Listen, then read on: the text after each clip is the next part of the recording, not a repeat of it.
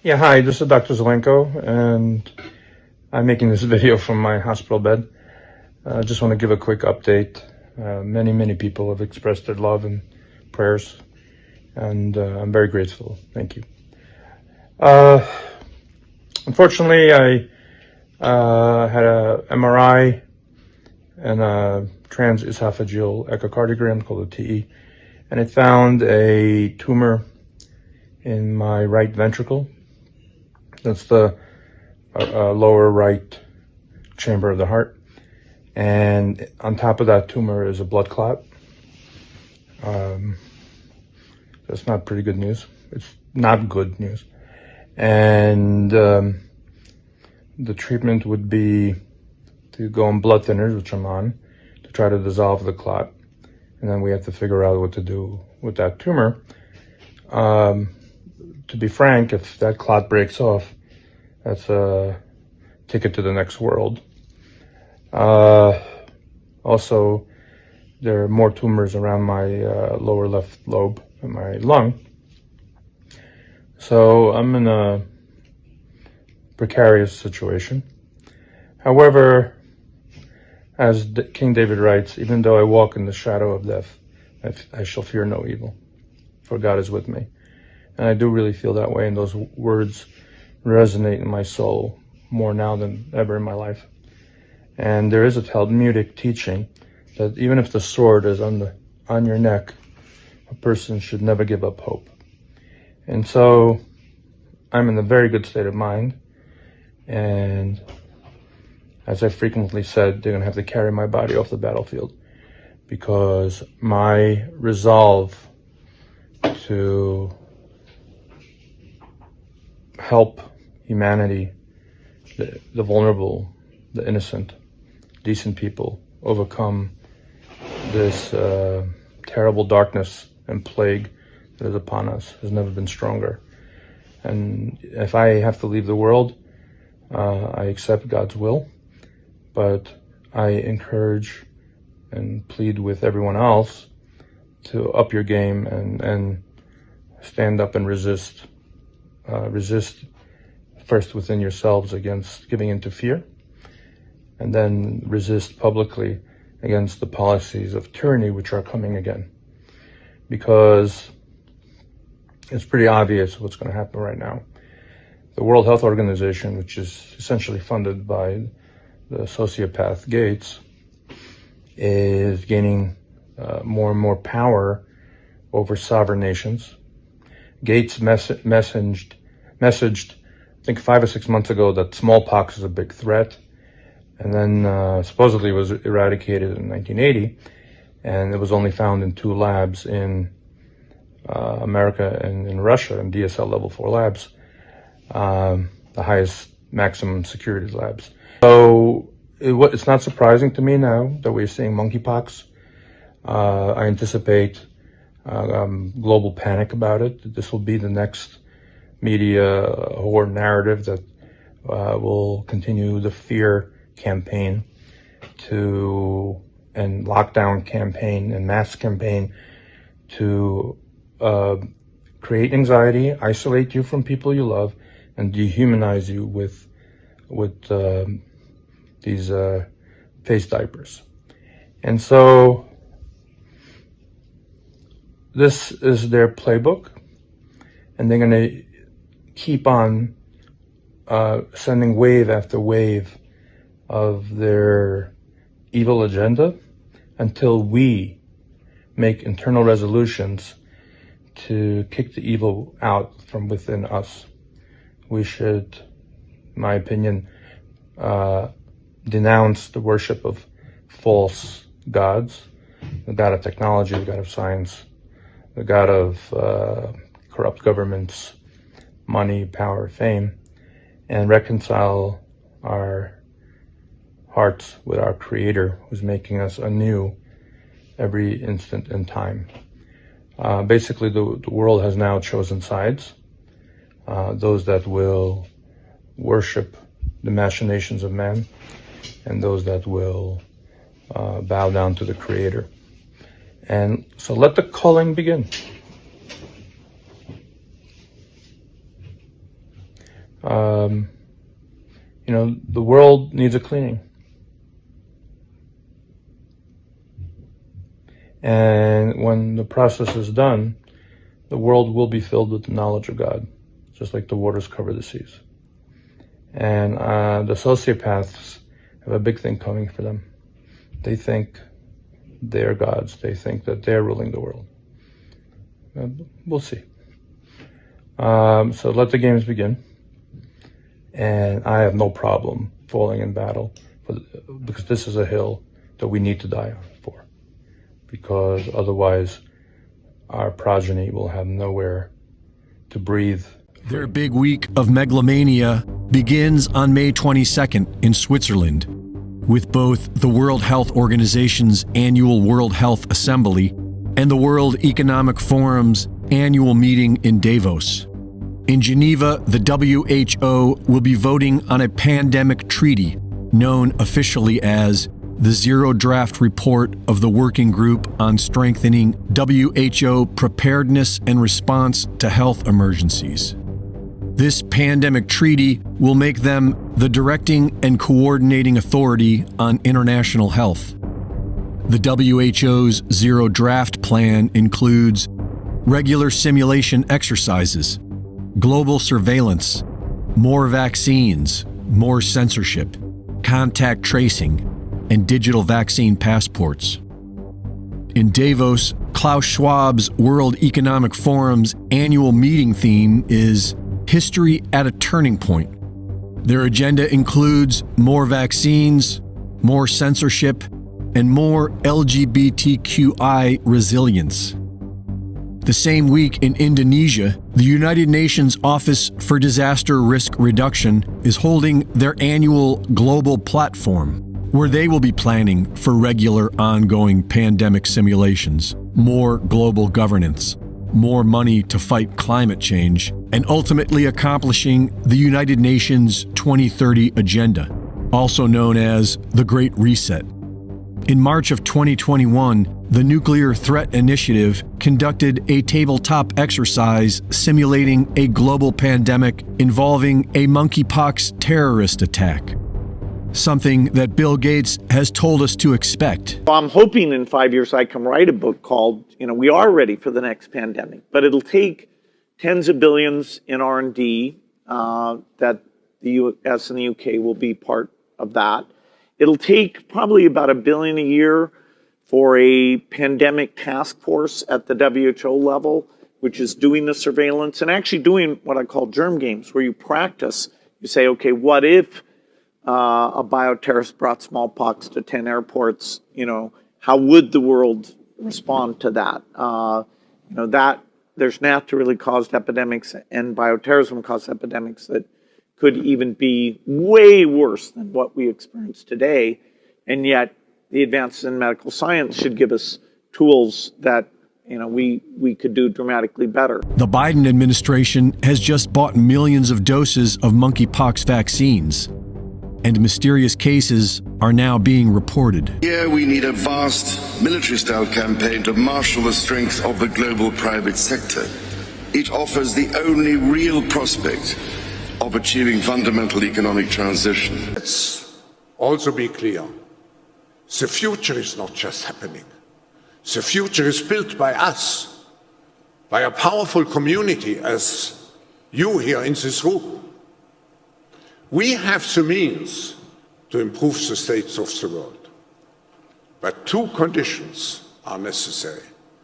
The first one is that we act all as stakeholders of larger communities, that we serve not our only self-interests, but we serve the community.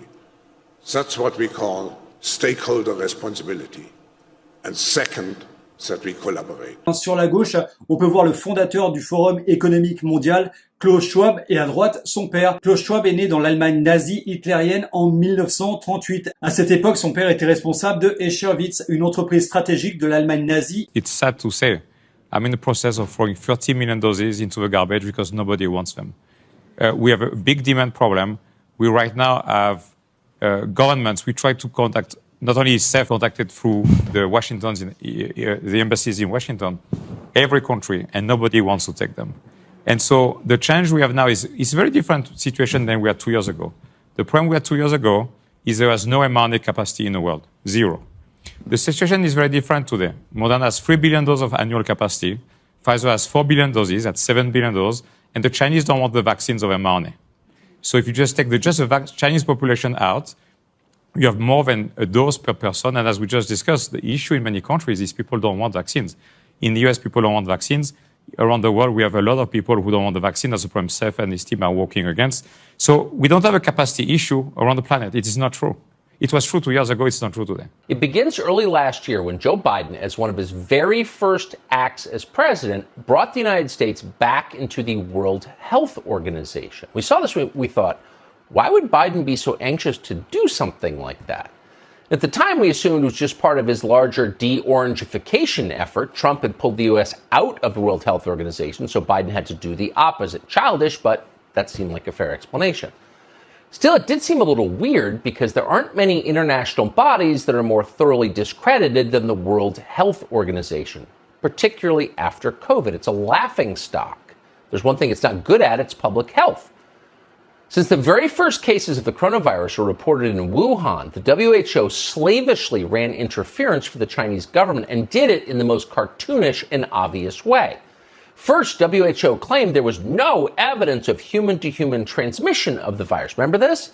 They cited Chinese officials who were obviously lying, and we now know they were lying. Then, when it became clear the virus probably came out of a Chinese government lab, WHO sabotaged the investigation into the origin of the virus by appointing a gain-of-function researcher to lead the investigative team. Pretty shocking if you think about it. And to this day, the WHO still has not acknowledged it did any of that, though it definitely did.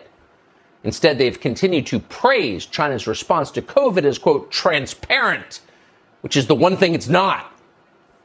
It's almost amusing.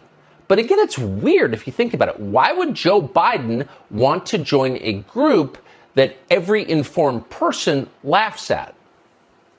Well, more than a year later, we think we know the answer. The Biden administration is very close to handing the World Health Organization power over every aspect, the intimate aspects of your life. So imagine the civil liberties abuses that you lived through during the COVID lockdowns, but permanent and administered from a foreign country. Here's what we're looking at tonight. This January, the Biden administration submitted a series of proposed amendments to something called the International Health Regulations, the IHR. Now, the Biden administration's amendments, along with those from several other countries, will be combined to create a new global pandemic treaty. We need a pandemic treaty. That treaty is set to be adopted starting this weekend in Geneva at the World Health Assembly. Now, the full text of the treaty is not yet finished, but a WHO working group has summarized what it's going to look like. The document begins by promising to restrict the WHO's authority just to pandemics. Calm down, it's just pandemics. Quote, WHO Secretariat to play the leading, convening, and coordinating role in operational aspects of emergency response to a pandemic. End quote. So don't get paranoid. Someone needs to coordinate the pandemic response globally because it's a global problem. Got it? Settle down, conspiracy nut. But here's the catch. The World Health Organization gets to define what a pandemic is, when a pandemic is in progress, and how long a pandemic lasts.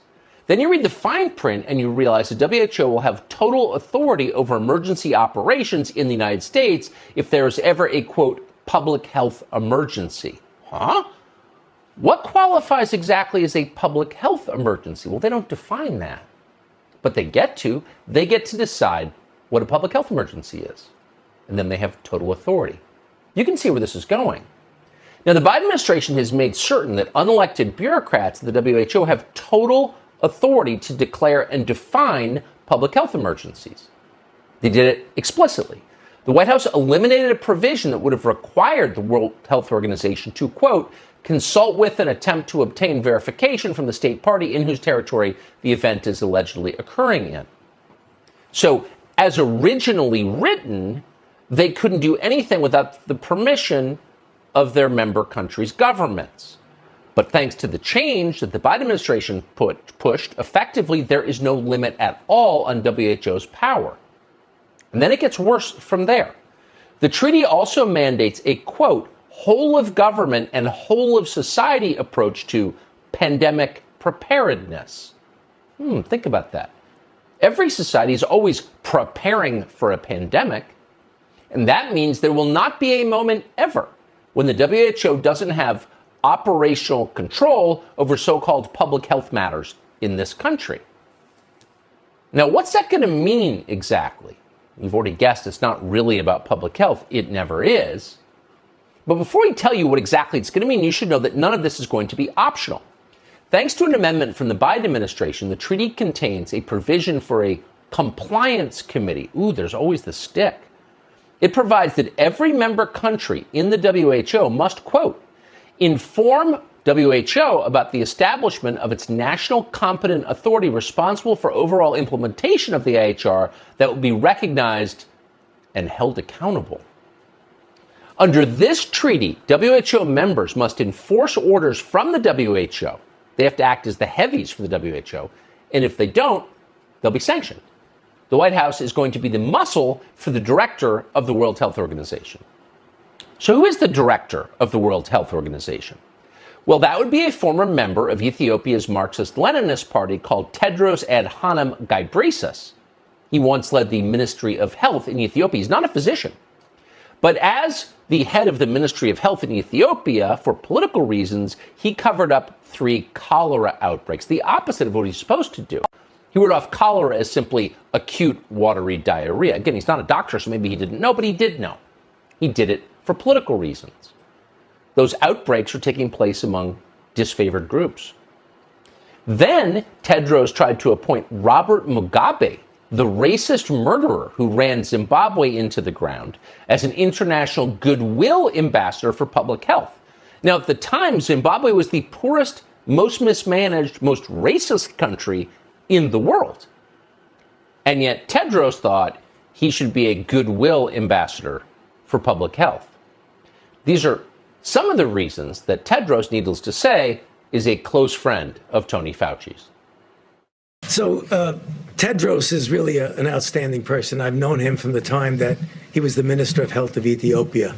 I mean, obviously, over the years, anyone who says that the WHO has not had problems has not been watching the WHO.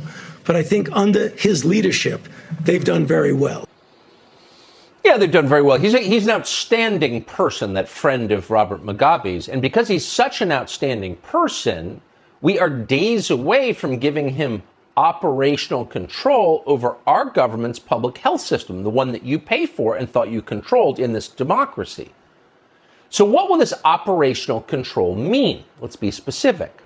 Right off the bat, the treaty demands, quote, national and global coordinated actions to address the misinformation, disinformation, and stigmatization that undermine public health. Oh! Here we go, right to censorship. People are criticizing us, and for public health reasons, that can't be allowed. If you criticize us, people will die. So you saw yesterday that the Biden administration, in the face of universal laughter and derision, had to fire the head of its new Ministry of Truth. But they found another way to do it.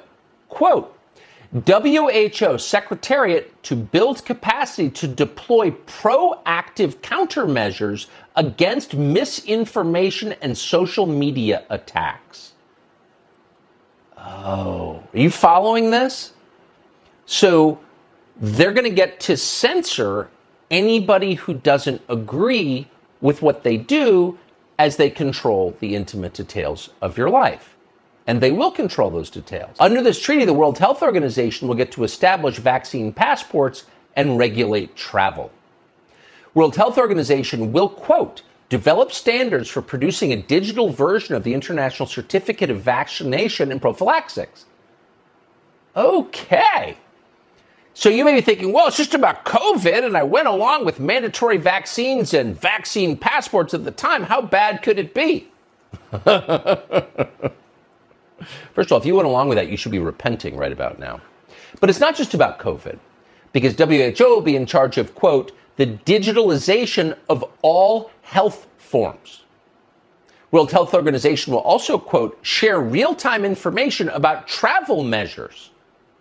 So you're going to find out exactly when you're allowed to get on a bus or train or airplane. Or how about your bicycle? Will they regulate that too? Maybe. Now, the World Health Organization has sought this authority for years. Of course, who doesn't want more power? Here's Tedros back in April of 2020. People in countries with stay-at-home orders are understandably frustrated with being confined to their homes for weeks on end. But the world will not and cannot go back to the way things were. There must be a new normal, a world that's healthier, safer, and better prepared.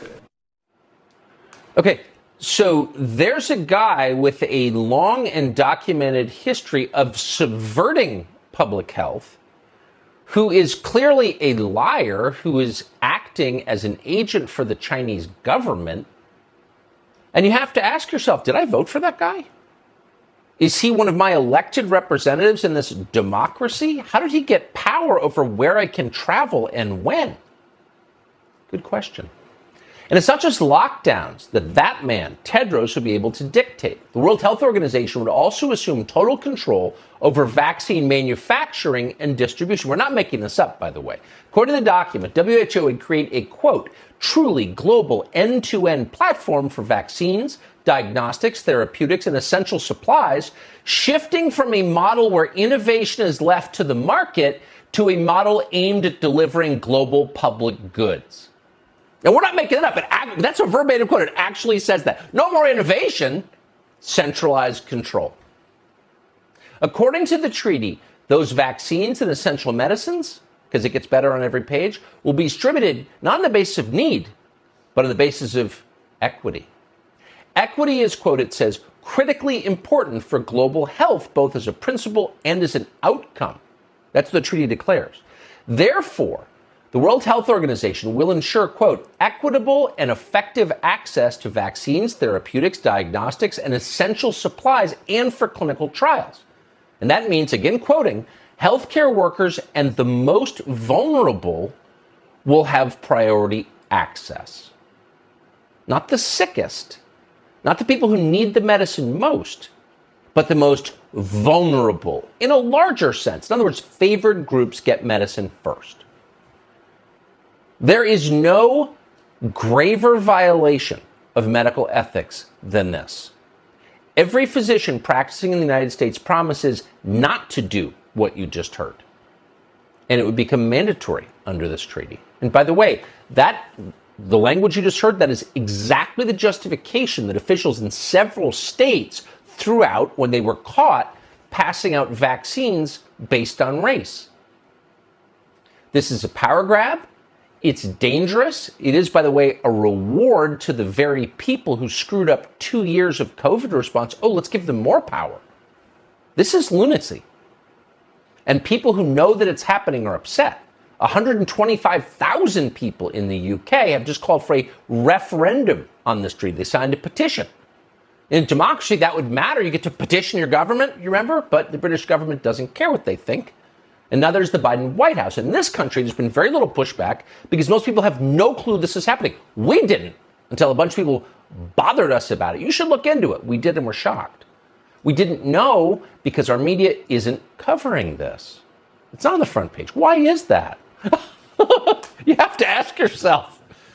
There is at least one planned legal challenge to this, and it comes from Stephen Miller's group, America First Legal. Here's what's at stake, not just your health, but the way that you live and your relationship to the government. Representative government requires your consent. You alone have the right to choose your representatives, your style of government, the laws under which you live. That is called democracy, and this eliminates it. Sortez le sac à vomi, mais écoutez bien, mes amis, ça dure 2 minutes. Ces derniers mois, ces dernières années ont vu se développer une conversation passionnante qui nous a permis de faire réfléchir les décideurs du monde entier à la gouvernance de la santé mondiale et à la préparation aux pandémies. De nombreuses propositions sont sur la table qui convergent notamment sur l'importance de renforcer l'OMS dans son rôle de coordination scientifique, d'instance normative, dans une approche une seule santé et sur la nécessité de lui donner davantage de moyens pour agir. Des moyens financiers avec des contributions plus importantes, des moyens sous forme d'accès aux données, car les États membres de l'OMS ont la responsabilité de mettre en œuvre ces directives, mais aussi de lui transmettre toutes les informations nécessaires pour les éclairer, des moyens pour s'assurer de la bonne préparation sanitaire universelle, ce qui nécessitera un mécanisme de revue par les pairs. Enfin, comme toute organisation internationale, l'OMS doit garantir l'implication active de ses États membres, notamment en temps de crise. C'est pourquoi la France soutient la mise en place d'une commission permanente du Conseil exécutif de l'OMS sur les urgences sanitaires et appelle à un positionnement ambitieux de ce dernier pour nous permettre d'être collectivement prêts quand une urgence se présente. Pour permettre à l'ensemble de ces réformes d'être ancrées dans le droit pour l'avenir, je suis favorable à l'adoption, sous l'égide de l'OMS, d'un accord international juridiquement contraignant. Celui-ci devra être accompagné par la révision du règlement sanitaire international afin d'adapter celui-ci aux évolutions des risques sanitaires et nous assurer de sa mise en œuvre. Je compte sur l'ensemble des États membres de l'OMS et sur la capacité d'entraînement de son directeur général pour mener à bien l'ensemble de ces chantiers. C'est la condition pour avoir une science libre, ouverte, indépendante de toute pression politique. Et oui, complètement indépendant de toute pression politique, car ils auront tué la démocratie et les représentants du peuple avec cette dictature sanitaire gouvernée par les plus puissants milliardaires qui auront le droit de vie et de mort sur nous, pauvres gueux. Alors bon, malgré l'aura puante de ces gens et leur fort pouvoir de conviction par corruption, 12 des 13 amendements furent rejetés. Écoutez. Absolutely, Steve. Good news and bad news. Okay, they had their morning session and I stayed up all night to watch it because it's 9 hours ahead. And they announced that it appears that they are giving up on 12 of the 13 because they could not reach consensus. They're still holding on to one which changes the time period in which all of these things get enacted from 18 months down to 6 months, which is absolutely not acceptable. But what they've done, Steve, is they're setting up yet another bureaucracy. They're going to have a working group for the international health regulations. They're going to be taking submissions from countries around the world for their ideas of how these things should be amended. That's going to go into September. And then apparently it looks like they're going to be having another meeting in November. So they never give up, right? We beat them back on 12 of the 13. They're trying to get one, but they're coming back with another working group for just keep trying to do this again in the future. We've got to stay vigilant.